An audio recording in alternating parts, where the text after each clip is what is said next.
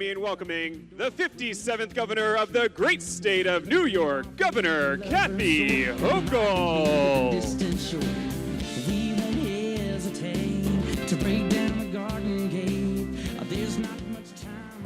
Good morning, and welcome to a garage. Not our usual venue, but this is not an unusual announcement to make here today. So first I want to thank everyone at True Bell headquarters for hosting us here today, and to acknowledge the presence of some amazing elected officials who I've had the honor to work with over a long time. And I'm starting with our county executive, Steve Valone. Thank you for all you have done. You've been side by side with us in the trenches as we work together to make Long Island safety, especially your home of Suffolk County. So thank you, County Executive. Also, Diane Savino has joined us, our state senator. Anna Kaplan is here. Thank you, Anna Kaplan. John Brooks is here, our senator. Our Assembly members, Chuck Levine, Dina Stiletti, Judy Griffin, and also we are joined by someone I've known a long time, and that is our DMV Commissioner, Mark Schroeder, and I want to thank you for everything you have done. Major Steve Budish, you'll be hearing from him shortly, as well as an individual, Eric Tanner, who's going to share a personal experience he had, one that has been replicated far too often. So great to be back on Long Island. I literally snuck into one of your great diners Sunday morning. You didn't see me there, but I'm always there. I think it was in New Hyde Park. We stopped in, had a really good breakfast. So I didn't want to miss the chance to come back. We were just here to announce the completion of the Long Island Railroad, third track, and so there's so many great things happening. But you've heard me talk about a lot of challenges we've had here in the state of New York with respect to crime. I mean, it's not just New York, it is nationwide, and we continue to be laser focused. One of our highest priorities, I've said since I first took office, will be increasing public safety overall. And today we're here to talk about a unique crime, one that maybe not was top of mind for a lot of people even the last couple of years, but has really risen to the top of why we have an increasing crime rate, and that's the theft of catalytic converters. And it's not just, as I said, New York issue, it's a rising spike all over the country. But the thefts here in New York State have just risen exponentially. And I'll get into the numbers, but there's reasons why they're targeting these crimes in our state. But we do take the effort to focus on crimes overall very, very seriously. And we are making progress. Let's just talk about one crime that really frightens people, and that is gun violence, shootings. And we're not done yet, but the fact that shootings are down 13% in New York State is really extraordinary. Those are good numbers. It could have been up 13%. Other parts of the country, they're seeing a decrease in shootings of about 2%. So down 13% statewide, down 14% in New York City, down 18% on Long Island, and even in places like, and even my hometown of Buffalo, where Mark Schroeder's from, shootings are down 35%. So the same laws apply across the state, but you can see different results, but the result overall is positive in that shootings are down. And gun seizures are up. I mean, part of this is a reflection that our gun approach is working. We brought together 9 states last January. I spoke about this. 9 states working with NYPD, local police departments, state, federal, local, working together to track illegal guns across boundaries and stop them from coming here as well. So we're trying to focus on progress there, but we do see an uptick in property crimes. And here's the context. From 2019 to 2021, overall property crimes declined, with New York having the lowest rate, 30% lower than the national average. But just in 2022, something has happened. New York State has experienced a real rise in property crimes, and what is driving that is thefts of catalytic converters. Now, over the last couple of years, it's increased over 200% in some parts of our state. Nassau County, over 1,549 thefts this year compared to 445 last year, a 248% increase. Suffolk County, there have been 819 cases, up from 289 a year ago, 183% increase. And the numbers are even more alarming in New York City. They've actually quadrupled in the city compared to a year ago. So what's happening? People are targeting driveways, and homes and parking lots and dealerships and auto repair shops. And we promised that we'd find ways to do more to protect New Yorkers from these thefts. I mean, you think about the cost of your vehicle. After your home, it's your most expensive commodity. You put a lot of money into your vehicle. Some are older. I drive cars into the ground. I sometimes have a 10 or 12-year-old vehicle. It's all right. Some people like a new car every year. That's great. But what has become so valuable is something known as a catalytic converter, this lovely thing right here. And I'm going to explain to you what this is all about. Why are they occurring? There's a piece in your exhaust system that helps reduce toxic gases. This is an important part of protecting our environment. It converts them into a safe gas like a steam. And they do protect the environment. In fact, it's one of the greatest environmental inventions of our time. Back in 1975, they became required in all vehicles, and we've dramatically reduced the impact on the environment. So they've been valuable in reducing emissions, but they're also valuable to criminals. And why are they stealing them? Because they contain rare, valuable materials like palladium, rhodium, think back to your high school chemistry classes on the chart, and platinum. Those are all the component parts of these converters. And as the price of rare metals has increased, so has catalytic converter theft. See the direct connection there. The price of the product is higher. Criminals are trying to make money off this, and they're stealing them from our cars. And they're very easy to remove. Very easy to remove, only takes about 2 minutes. And they have a street value alone of about $200 to $500. So the thefted one, only worth $200 to $500 on the street, replacing it costs anywhere from $2,000 to $3,000. The larger the vehicle, the more expensive it is to replace. And newer vehicles actually have 2 converters. So you can have 2 stolen at the same time. But the hit to our wallet doesn't just stop there. When they take it out, it also increases the likelihood of damage to the vehicle overall, cutting lines, and that can add up to $5,000 to $10,000 worth of damage you have to repair on top of replacing it overall. So we emerged from this pandemic. People have enough to deal with in their lives, inflation, everything going up, and now we have a criminal class of people that are now using this, stealing it from our citizens and selling it to various places, chop shops, on the black market. And so now today, instead of just talking about it, we're announcing a very aggressive, targeted approach that we believe will deter criminals from stealing them. So here's what we're doing. I'll be signing legislation. And again, I thank our legislators for their leadership, and I'll be announcing who was involved in a minute. But we're announcing that we're going to require vehicle dismantlers, which is a nice way of probably saying chop shops, and the scrap processors to keep information on anyone who sells them a converter. Let's track who's selling them. Okay? If a theft is reported, we'll know where to get the information. And this will help law enforcement as they conduct their investigations, as they track down these thieves. And also to make sure that these are easily traceable back to the vehicle they're stolen from, we're going to be having dealers offer new etching kits to provide a traceable serial number onto catalytic converters. It's this simple. It's called CatGuard, very clever. What you do, you get one of these packages from your dealer, and you can take this little brush, put this on the catalytic converter.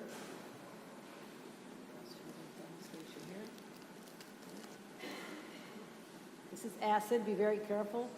Don't let your kids get this. But you put the acid on here, swipe it across here, and over time, that'll embed the numbers onto the catalytic converter. And you link them to the DMV database to the vehicle. See how this works? Okay, now they're going to be caught. This gets stolen. We have a responsibility on the chop shops, the processors, to identify who brought it to them, and now we can trace it back to the actual stolen vehicle. So we believe that getting these out in the hands of dealers and owners and different repair shops is going to make a big difference in dealing with the crisis. So also, I'm directing our state police, which is why we're here at Troop L, to talk about our local relationships here. You'll hear a little bit about that. But also, I want them to work with our state and local policing agencies and crack down in the high theft areas. We know where they are. We can track them. We have technology. So I'm offering state police assistance to work with our local governments to have various teams to go out to crack down on these thefts as well. Because working together is how we're going to succeed in accomplishing this. I'm also instructing the DMV and state police to use legislation to trace stolen converters all the way back to those that may be already at illegal dismantlers. So they're going to go visit the shops, talk to them, find out if they can help work on tracing these catalytic converters as well. Also, I want to give people resources. Everybody says, sure, you pass a law, but it's now going to be a local cost. I spent a lot of years in local government. I know local governments don't like unfunded mandates, so we need to give you some support. We have $3.7 million for the Motor Vehicle Theft and Insurance Fraud Prevention Board. We're going to be analyzing thefts by region. And also, we mentioned insurance. I mean, this is a driver of insurance rates. You know, there should be we'll have conversations about this, but with the insurance companies, those individuals who have taken these precautionary steps, you know, this could be an area where we can see a reduction in insurance costs for those so-called safe drivers get reduction in insurance costs. Why not people who've taken these steps against theft as well? So we're also adding funding to 28 law enforcement agencies and community-based programs. And here's some money coming your way. Nassau County Police Department, $114,000. Nassau County District Attorney, $114,000. Suffolk County Police Department, $123,556. I'll give you the change there, County Executive.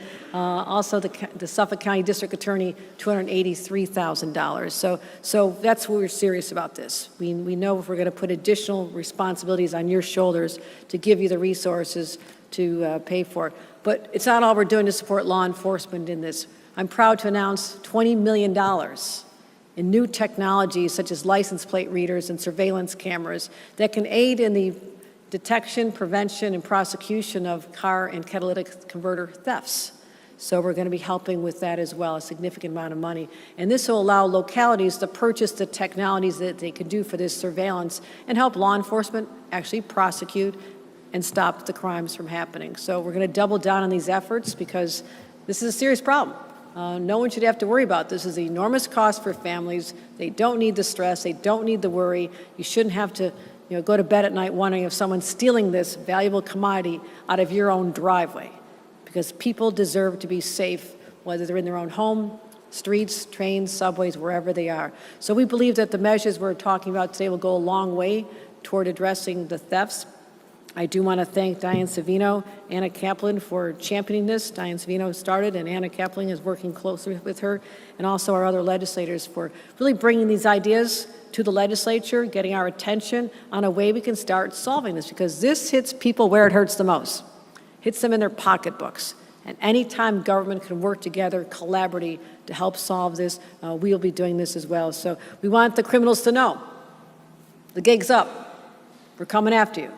We have the resources, the technology, and the will to stop these crimes from happening. So in addition to the reduction in shootings and homicides, we start seeing a reduction in property theft, most valuable items, and then people start realizing that we're doing everything we can. We'll continue to drive down the crime rate in our state, which is really important. So that's the New York I want to live in, a place where people are safe, feel safe, and that we start hitting all these crimes exactly where they're happening, and this is what we're announcing here today. So I want to thank everyone who's involved here. I want to invite Major Stephen Udis from Troop L Commander, State Police, who's going to talk about exactly what this is going to look like. Commander, thank you very much.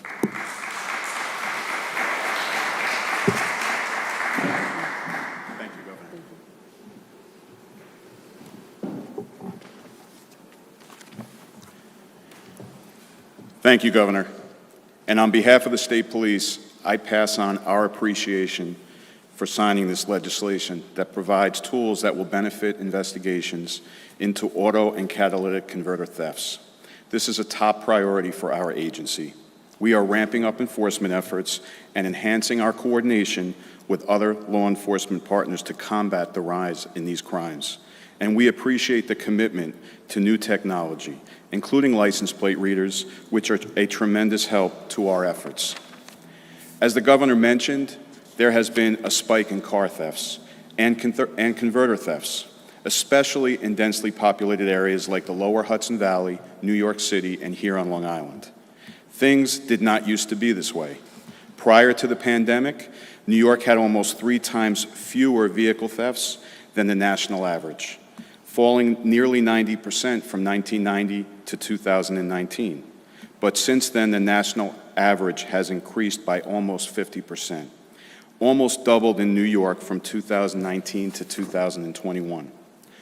Although New York has motor vehicle and catalytic converter theft rates lower than the national averages, we still view it as a problem. Auto theft and catalytic converter thefts often involve complex, organized criminal operations that span across state lines. Stealing a catalytic converter may only take a few minutes, but leaves a victim with thousands of dollars in damage and very little evidence. The converters can quickly be sold to car dismantling operations who can recover the expensive precious metals inside the converter that make it work. The price of these precious metals has increased dramatically over the past few years, and these chop shops can make a huge profit by selling these metals. Our auto theft unit, which is part of our Special Investigations Unit, is working closely with our local, state, and federal law enforcement partners on several ongoing and current investigations involving catalytic converter theft. These investigations are only hitting on a small percentage of the actual thefts that are occurring. We at the State Police are here to address this problem with the same seriousness and dedication as we have given to all crimes that we investigate. Through targeted, intelligence-driven enforcement and leveraging innovative technologies to catch bad actors and prosecute them for their crimes. With this new legislation added to our toolbox, we will continue to work with our law enforcement partners and the National Insurance Crime Bureau to further our ongoing investigations and hopefully stem the trend of tremendous uptick in the number of catalytic converter thefts. We will continue to use technologies at our disposal, such as license plate readers, to collect data and build investigations that yield results. And we call upon our local partners to take advantage of the state funding made available by DCJS to build up their capabilities as well. And we will continue to work with the Department of Motor Vehicles to target shops that are illegally dismantling vehicles and profiting from the sale of parts like catalytic converters, and this legislation will help us in that effort. Again, Governor, we appreciate your support. Please know that this legislation will be used by the State Police as we continue in our efforts to greatly reduce the number of catalytic converter thefts. Thank you, Governor.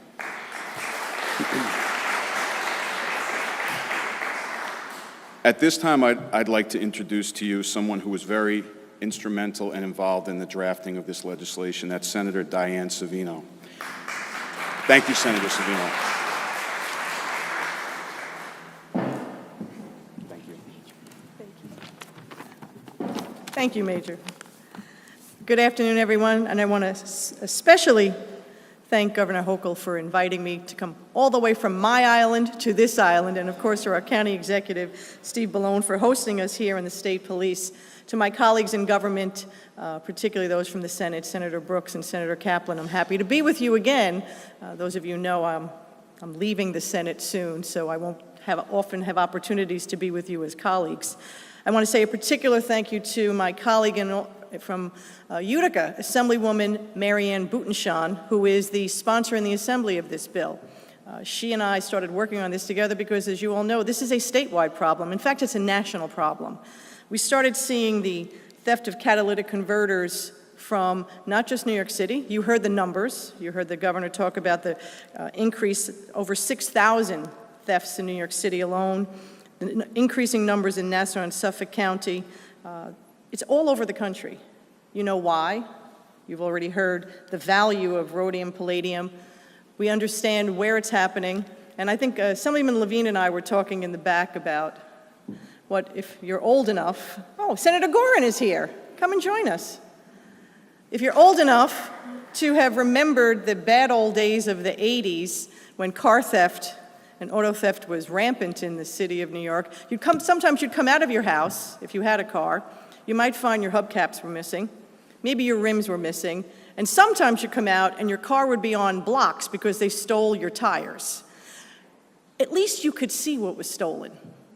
With a catalytic converter, most people don't know what it is, And they don't know that they've been the victim of catalytic converter theft until they try and operate their vehicle. And if you ever try to turn your car on when it's missing a catalytic converter, I think Eric's going to talk about that, it sounds kind of like a jet engine taking off. Or like a Harley.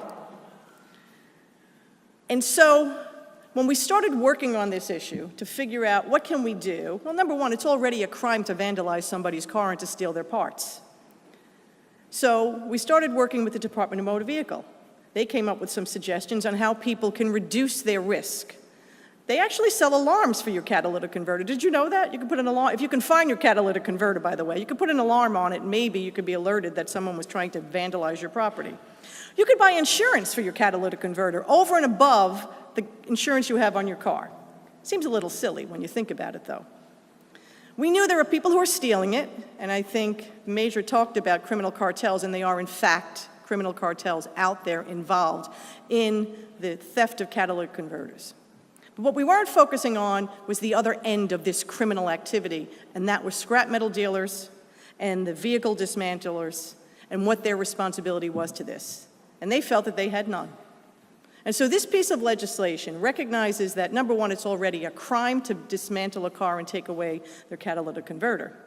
But we're holding the dismantlers and the scrap dealers to a much higher standard, the way we did several years ago when we added airbags to the component parts that the Department of Motor Vehicle says that scrap metal dealers, vehicle dismantlers, and dealers have to take care of. They have to keep track of. And we're going to require that they keep these records for up to 60 days and surrender them immediately upon the Department of Motor Vehicle or the state police or local police coming in demanding to see the records that they have so that we can see who they're dealing with. Because we want to put some responsibility back where it belongs, and those are the scrap metal dealers who are aiding and abetting these criminal enterprises. People should not have to buy insurance for an auto part. They shouldn't have to climb under their own car and put an alarm on their catalytic converter. They shouldn't have to sit up at night and look out the window at the driveway to make sure somebody's not vandalizing their car. We shouldn't have to spend several more millions of dollars, Governor Hochul, to make sure that people don't have to have their component parts stolen. But we'll do what we have to do in the meantime until we send a message across New York State that we're going to crack down on this. And we will do it together, working with local law enforcement and the state police, and send a message that this type of activity will end. Because we're aware of it, we know where it's happening, and we're going to crack down on it. And New York State will become a leader again, cracking down on auto theft, component part theft, and people like Eric will not become victims. So I'm very proud that this is one of the last pieces of legislation that I was able to get done, and I'm really thrilled to be here with you today, Governor Hochul. And on behalf of the rest of the colleagues of the New York State Senate, thank you for your leadership on this. Thank you. Now, we're going to hear from Eric Tenner, who will tell you what it's like to be a victim of catalytic converter theft. Thank you. My name is Eric Tenner. As a victim of a catalytic converter theft right outside my home, which I caught on camera and nobody cared, I am proud to stand with Governor Hochul as she strengthens efforts to combat this issue. This swift action is exactly the kind of leadership we need. I am grateful for all who had a hand in it, making this all happen today. Together, we can help our communities feel safer and more secure. Thank you. It is now time to sign the bill. We ask that those in attendance please remain seated during the bill signing. Thank you.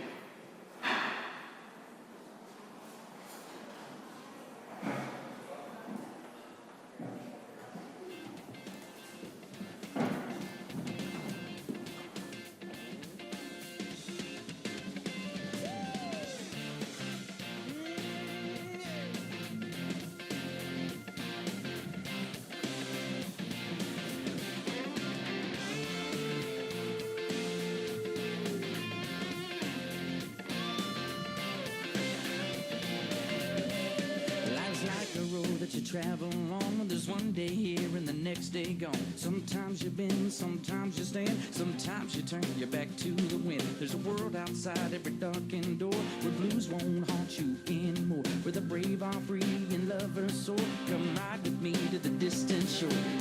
We won't hesitate to break down the garden gate. There's not much time left today.